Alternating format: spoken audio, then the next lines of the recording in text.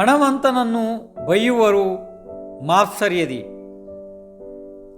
ತಾವು ಧನವಂತರಾಗಲು ಬಯಸುವರು ಬಲು ಎಚ್ಚರದಿ. ಮನ ವಚನ ಕಾಯ ಇಹುದು ಹುಚ್ಚರದಿ. ವಿರಳೆ ವ್ಯಕ್ತಿಗಳು ಯಶ ಪಡೆಯುವರು ನಿಷ್ಕಪಟ ಸ್ವ ಸಾಮರ್ಥ್ಯದಿ.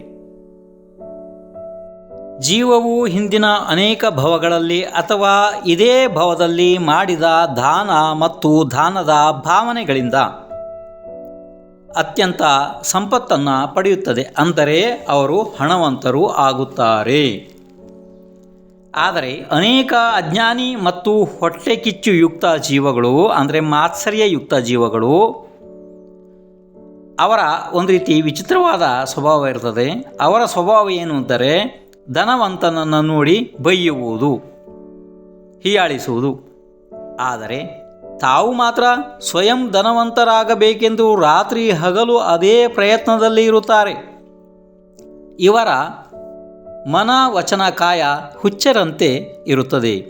ಹೇಳುವುದೇ ಒಂದು, ಮಾಡುವುದೇ ಇನ್ನೊಂದು. ಇದರೊಳಗೆ ಬೇರೆ ಜೀವಿಗಳ ಜೊತೆಗೆ ಹಿಗ್ಗು ಕುಗ್ಗಿಲ್ಲದೆಯೇ ಸಮತೆ ಧರಿಸಿದವರೇ ಸ್ವಂತ ಸಾಮರ್ಥ್ಯದಿಂದ ಯಶಸ್ಸನ್ನು ಪಡೆಯುತ್ತಾರೆ.